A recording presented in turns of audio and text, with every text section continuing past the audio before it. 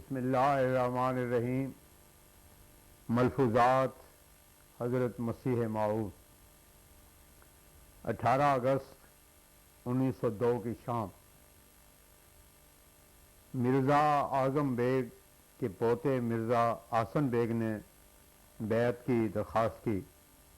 اس پر حضور علیہ الصلوۃ والسلام نے فرمایا بیعت اگلے جمعے کو کر لینا، مگر یہ یاد رکھو کہ بیعت کے بعد تبدیلی کرنی ضروری ہوتی ہے۔ اگر بیعت کے بعد اپنی حالت میں تبدیلی نہ کی جاوے تو پھر یہ استخفاف ہے۔ بیعت بازیچہ اطفال نہیں ہے، در حقیقت وہی بیعت کرتا ہے جس کی پہلی زندگی پر موت وارد ہو جاتی ہے اور ایک نئی زندگی شروع ہو جاتی ہے۔ ہر ایک امر میں تبدیلی کرنی پڑتی ہے۔ پہلے تعلقات معدوم ہو کر نئے تعلقات پیدا ہوتے ہیں۔ جب صحابہ مسلمان ہوتے تو بعض کو ایسے امور پیش آتے تھے کہ احباب رشتہ دار سب سے الگ ہونا پڑتا تھا۔ حضرت عمر رضی اللہ عنہ ابو جہل کے ساتھ اسلام سے پہلے ملتے تھے، بلکہ لکھا ہے کہ ایک مرتبہ ابو جہل نے منصوبہ کیا کہ حضرت صلی اللہ علیہ وسلم کی زندگی کا خاتمہ کر دیا جاوے، اور کچھ روپے بھی بطور انعام مقرر کیا۔ حضرت عمر اس کام کے لیے منتخب ہوئے، چنانچہ انہوں نے اپنی تلوار کو تیز کیا اور موقع کی تلاش میں رہے۔ آخر حضرت عمر کو پتہ ملا کہ آدھی رات کو آپ کعبے میں آ کر نماز پڑھتے ہیں، چنانچہ یہ کعبے میں آ کر چھپ رہے اور انہوں نے سنا کہ جنگل کی طرف سے لا الہ الا اللہ کی آواز آتی ہے، اور وہ آواز قریب آتی گئی یہاں تک کہ رسول اللہ صلی اللہ علیہ وسلم کعبے میں آ داخل ہوئے اور آپ نے نماز پڑھی۔ حضرت عمر کہتے ہیں کہ آپ نے سجدے میں اس قدر مناجات کی کہ مجھے تلوار چلانے کی ضرورت نہ رہی۔ چنانچہ جب آپ نماز سے فارغ ہوئے تو آپ آگے آگے چلے، پیچھے پیچھے میں تھا۔ حضرت صلی اللہ علیہ وسلم کو میرے پاؤں کی آہٹ معلوم ہوئی اور آپ نے پوچھا کون ہے؟ میں نے کہا عمر۔ اس پر آپ نے فرمایا عمر، نہ تو دن کو میرا پیچھے چھوڑتا ہے اور نہ رات کو۔ حضرت صلی اللہ علیہ وسلم کے اس قول سے حضرت عمر کہتے ہیں کہ میں نے محسوس کیا کہ آپ بد دعا کریں گے، اس لیے میں نے کہا کہ حضرت آج کے بعد میں آپ کو ایذا نہ دوں گا۔ عربوں میں چونکہ وعدے کا لحاظ بہت بڑا ہوتا تھا، اس لیے حضرت نے یقین کر لیا، مگر درس حضرت عمر کا وقت آ پہنچا تھا۔ حضرت صلی اللہ علیہ وسلم کے دل میں گزرا کہ اس کو خدا ضائع نہیں کرے گا۔ چنانچہ حضرت عمر مسلمان ہوئے، اور پھر وہ دوستیاں، وہ تعلقات جو ابو جہل اور دوسرے مخالفوں سے تھے یکلخ ٹوٹ گئے اور ان کی جگہ ایک نئی اخوت قائم ہوئی۔ حضرت ابو بکر اور دوسرے صحابہ ملے اور پھر ان پہلے تعلقات کی طرف کبھی خیال تک نہیں آیا۔ غرض اس سلسلے میں جو ابتلاؤں کا سلسلہ ہوتا ہے، بہت سی ٹھوکریں کھانی پڑتی ہیں اور بہت سی موتوں کو قبول کرنا پڑتا ہے۔ ہم قبول کرتے ہیں کہ ان انسانوں میں جو اس سلسلے میں داخل ہوتے ہیں، ان میں بعض بزدل بھی ہوتے ہیں، شجاع بھی ہوتے ہیں، بعض ایسے بزدل ہوتے ہیں کہ صرف قوم کی کثرت کو دیکھ کر ہی الگ ہو جاتے ہیں۔ انسان بات کو تو پورا کر لیتا ہے، مگر ابتلا کے سامنے ٹھہرنا مشکل ہے۔ خدا بند تعالیٰ فرماتا ہے احاسب الناس ان یترکوا ان یقولوا آمنا وہم لا یفتنون، العنکبوت آیت 3۔ یعنی کیا لوگ یہی سمجھتے ہیں کہ ایمان لائیں اور امتحان نہ ہو؟ غرض امتحان ضروری شے ہے۔ اس سلسلے میں جو داخل ہوتا ہے وہ ابتلا سے خالی نہیں رہ سکتا۔ ہمارے بہت سے لوگ ایسے ہیں کہ وہ ایک طرف ہیں اور باپ الگ۔ 19 اگست 1902 کی شام، فرمایا متقی کا منہ تو ایسے بند ہوتا ہے جیسے منہ میں روڑے ڈالے ہوئے ہوں، متقی کبھی کفر کا دائرہ وسیع نہیں کرنا چاہتا بلکہ وہ ایمان کا دائرہ وسیع کرنا چاہتا ہے۔ ان مخالف مولویوں کے نسبت میرا یہ عقیدہ تھا کہ ان میں صفائی نہیں ہے اور ملونی سے ضرور بھرے ہوئے ہیں، مگر یہ میرے وہم و خیال میں بھی نہیں تھا کہ ان سے یہ کمینہ پن ظاہر ہوگا جو انہوں نے اب میری مخالفت میں ظاہر کیا ہے، کیونکہ عمر گزرتی جاتی ہے جیسے برف ڈھلتی ہے، اس لیے ہر روز یہ خیال آتا ہے کہ کوئی آدمی ایسا ہو جو ان کے پاس جاوے اور ان کو فیصلے کی راہ پر لاوے، اور بتایا کہ ایک وہ وقت تھا کہ اللہ تعالیٰ فرماتا ہے رب لا تذرنی فردن اور رب ارنی کیف تحیی الموتیٰ۔ وہ زمانہ کہاں کہ دو آدمی ثابت کرنے مشکل ہیں، اور یہ اب یہ زمانہ ہے کہ فوجوں کی فوجیں آ رہی ہیں قبل از وقت کہ جیسا کہا تھا وہ کر دیا اور کر رہا ہے، اور لوگوں کی نظر میں عجیب۔ اگر کوئی سمجھنے والا ہو تو اسے معلوم ہو سکتا ہے کہ خدا نے اپنی سنت قدیمہ کے موافق کیا، اور جس طرح رسل آتے ہیں وہ اسی طرح پہچانے جاتے ہیں۔ مجھے انہی آثار اور نشانات کے ساتھ شناخت کرو جو خدا کی طرف سے آتے ہیں۔ وہ خدا کے محکم ہدایات کے خلاف نہیں کرتے، ایسا نہیں کہ حرام کو حلال اور حلال کو حرام کر دیں۔ دوسرے وہ ایسے وقت میں آتے ہیں کہ وہ ضرورت کا وقت ہوتا ہے۔ تیسرے یہ کہ تائید الہی کے بدون نہیں ہوتے، سری نظر آتا ہے کہ خدا تائید کرتا ہے۔ جہاں تک میں خیال کرتا ہوں سچائی کے تین ہی راہ ہیں، اول نصوص قرآنیہ و حدیثیہ، دوسرے عقل، تیسرے خدا تعالیٰ کے تائیدات۔ ان تینوں ذریعوں سے جو چاہے ہم سے ثبوت لے، مگر انسان بن کر نہ سفلہ پن کی طرح۔ ہم سب کو دعوت دیتے ہیں، خاص 100 روپیہ روز خرچ ہو جاوے۔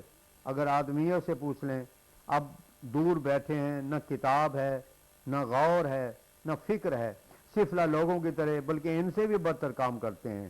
یہ طریق تو تقوی کے خلاف ہے۔ اگر کوئی انسان ایسا ہو جو ان پر روب داب رکھتا ہو، وہ انہیں جا کر سمجھائے۔ دنیا دار لوگ اگر ان کو کہیں تو ان سے ڈرتے ہیں۔ خدا کرے کہ کوئی ایسا دنیا دار ہو جس کو اس طرف توجہ ہو اور ان کو سمجھائے، اور یہی خیال کرے کہ اسلام میں پھوٹ پڑ رہی ہے، اس کو ہی دور کیا جاوے۔ غرض ہم تو چاہتے ہیں کہ کسی طرح یہ لوگ راہ پر آویں، اور ہماری مخالفت کر کے تو کچھ بگاڑ نہیں سکتے، کیونکہ اللہ تعالیٰ خود اپنی تائید کر رہا ہے۔ پر نالے کا پانی تو ایک اینٹ ہے، بند کر سکتے ہیں، مگر آسمان کا کون بند کر سکتا ہے؟ یہ خدا کے کام ہیں۔ چراغ کو تو پھونک مار کر بجھا دیتے ہیں، مگر چاند سورج کو تو کوئی پھونک مار کر بجھا دے۔ خدا کے کام اونچے ہیں، انسان کی وہاں پیش رفت نہیں جاتی، وہاں نہ غبارہ جاوے اور نہ ریل۔ یہ بھی عظمت الہی ہے، تعالی شانوں کا مصداق ہے۔ آسمانی امور اونچے ہیں، وہ تو آگے ہی آگے جاتے ہیں۔ ایک شخص نے عرض کی کہ حضور میرے گاؤں سے 8 آدمیوں نے خط بھیجا ہے کہ اگر سچے ہو تو ہم پر عذاب نازل ہو جاوے۔ فرمایا خدا تعالیٰ کے کام میں جلدی نہیں ہوتی۔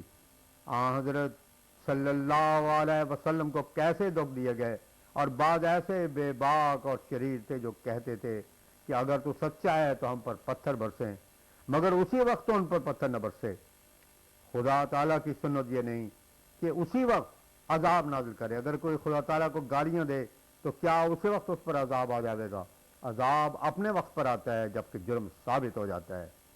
لیکرام ایک آریہ تھا جو رسول اللہ صلی اللہ علیہ وسلم کو بہت گالیاں دیا کرتا تھا۔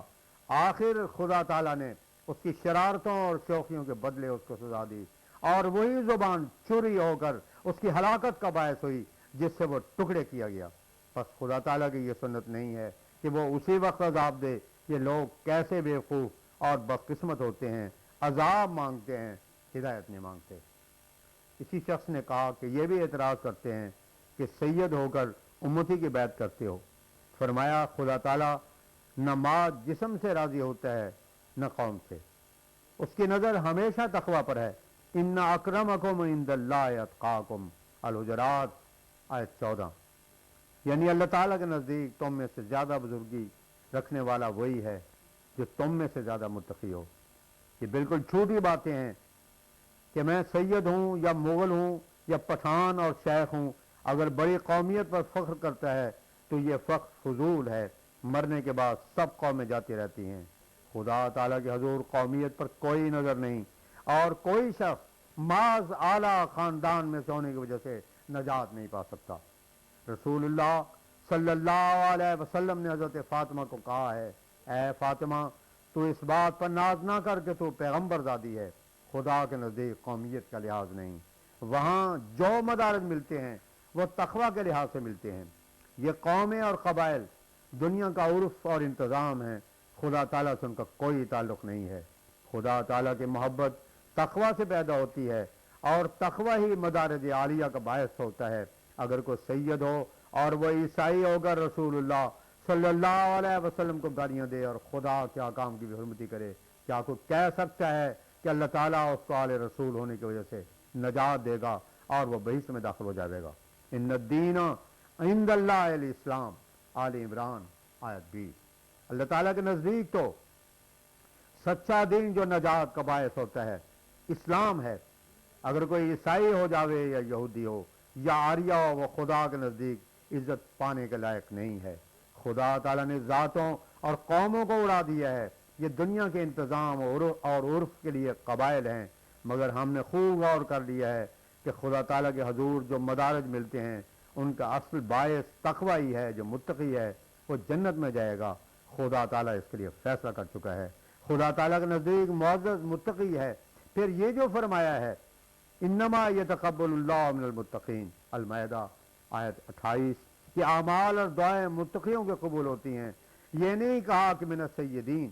پھر متقی کے لیے تو فرمایا من یتق اللہ یجعل لہ مخرجا ویرزقہ من حیث لا یحتسب، الطلاق آیت 3 و 4۔ یعنی متقی کو ہر تنگی سے نجات ملتی ہے، اس کو ایسی جگہ سے رزق دیا جاتا ہے کہ اس کو گمان بھی نہیں ہوتا۔ اب بتاؤ کہ یہ وعدہ سیدوں سے ہوا ہے، یہ متقیوں سے، اور پھر یہ فرمایا کہ متقی اللہ تعالیٰ کے ولی ہوتے ہیں، یہ وعدہ بھی سیدوں سے نہیں ہوا۔ ولایت سے بڑھ کر اور کیا رتبہ ہوگا، یہ بھی متقی ہی کو ملا ہے۔ بعض نے ولایت کو نبوت سے فضیلت دی ہے اور کہا ہے کہ نبی کی ولایت اس کی نبوت سے بڑھ کر ہے۔ نبی کا وجود دراصل دو چیزوں سے مرکب ہوتا ہے، نبوت اور ولایت۔ نبوت کے ذریعہ وہ احکام اور شرائع مخلوق کو دیتا ہے، اور ولایت اس کے تعلقات کو خدا سے قائم کرتی ہے۔ پھر فرمایا ہے ذالک الکتاب لا ریب فیہ ھدی للمتقین، البقرہ آیت 3۔ ھدی للسیدین نہیں کہا، غرض خدا تعالیٰ تقوی چاہتا ہے۔ ہاں سید زیادہ محتاج ہیں کہ وہ اس طرح آئیں، کیونکہ وہ متقی کی اولاد ہیں، اس لیے ان کا فرض ہے کہ وہ سب سے پہلے آئیں، نہ کہ خدا تعالیٰ سے لڑیں کہ یہ سادات کا حق تھا، وہ جسے چاہتا ہے دیتا ہے۔ ذالک فضل اللہ یؤتیہ من یشاء واللہ ذو الفضل العظیم، سورہ جمعہ آیت 5۔ یہ ایسی بات ہے کہ جیسے یہودی کہتے ہیں کہ بنی اسماعیل کو نبوت کیوں ملی، وہ نہیں جانتے تلک الایام نداولها بین الناس، آل عمران آیت 140۔ خدا تعالیٰ سے اگر کوئی مقابلہ کرتا ہے تو وہ مردود ہے، وہ ہر ایک سے پوچھ سکتا ہے، اس سے کوئی نہیں پوچھ سکتا۔